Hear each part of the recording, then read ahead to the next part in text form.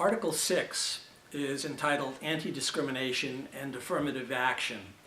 The first part of the article fundamentally lays out the fact that the union and the employer agree not to discriminate and to be in compliance with all laws, all federal and state laws on discrimination and affirmative action.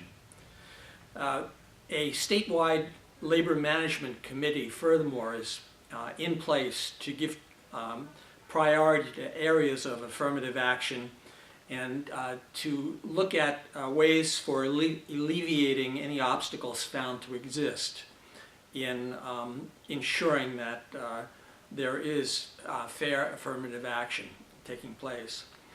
The provisions of Article 14 for promotions and Article 18, layoff and recall, shall not be construed to impede the implementation of affirmative action programs developed by the agencies. So any policies that are in place or any practices that are in place for promotions and for layoff and recall need to be mindful of affirmative action policies and law. Sexual harassment is defined in this article as a form of unlawful sexual discrimination. And I wanted to spend a little bit of time defining this a little bit because it still persists, it still happens, and we need to discourage that. The employer and the union acknowledge that sexual harassment is a form of unlawful sex discrimination, and the parties mutually agree that no employee shall be subjected to such harassment. The term sexual harassment, as used herein, is conduct such as unwelcome sexual advances, requests for sexual favors, and other verbal or physical conduct of a sexual nature which constitutes sexual harassment when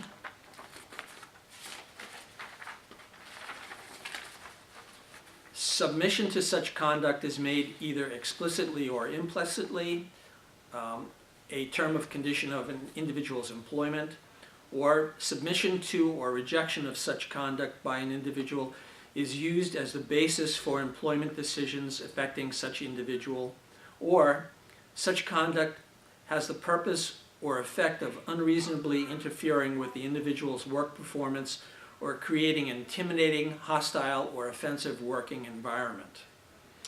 So complaints or grievances are filed at step 2. What I encourage our members to do and stewards to do in these types of situations is to talk with the member and to encourage them to file a complaint with their affirmative action officer or their EEO officer or with human resources, and that complaint will be investigated. Grievances filed on sexual harassment are rare. They can be filed, but it's preferable for the agency to investigate and to make a determination in the case. So let me turn this over to David Young to look at this from the management's perspective. From the management's perspective, my experience has been that when consulted by management about this article, my advice was always the same. Make sure whatever policy, procedure, or expectation you apply is applied equally to all employees. Do not leave yourself open to charges of disparate treatment. All employees are to be treated equally. I have not seen this article regularly grieved. Usually, if an employee has a cause of action, they will file with the Massachusetts Commission Against Discrimination, or the Equal Employment Opportunity Commission, or a local civil rights officer. From time to time, an employee will grieve that they are being discriminated against for union activity.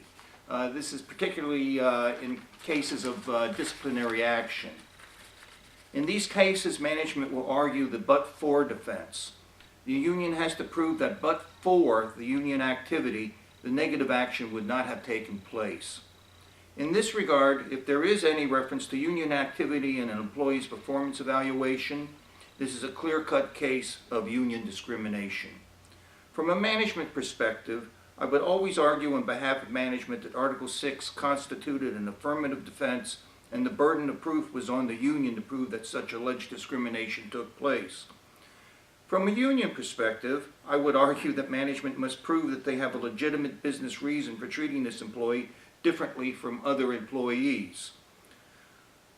Please note that any claim of sexual harassment is defined specifically in Article 6, and Greg has covered the field in that.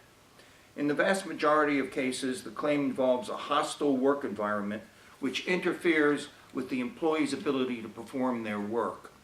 In terms of non-selection based on affirmative action, the employer must have a plan with hiring goals. In the absence of such plan and goals, affirmative action is not a valid management defense.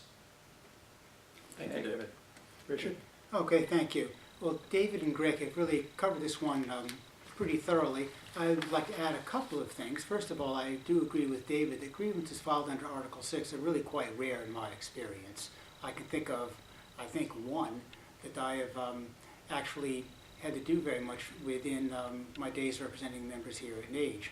The other important point to remember, which is maybe unique to the NAGE contracts covering statewide bargaining units 1, 3, and 6, is that an individual can file a grievance under Article 6 and also file a complaint at the Massachusetts Commission Against Discrimination or the Equal Employment Opportunity Commission. Some collective bargaining agreements require the employee to make a choice and say, in effect, that if you the employee, should file at the MCAD or EEOC, you cannot file a grievance under Article 6 or even under the disciplinary article. So if you are not a member of statewide bargaining unit 1, 3, or 6, you should look at your collective bargaining agreement very carefully and check with your own union to be sure that by filing at MCAD, you have not waived your right to file a grievance under the parallel provisions of the collective bargaining agreement.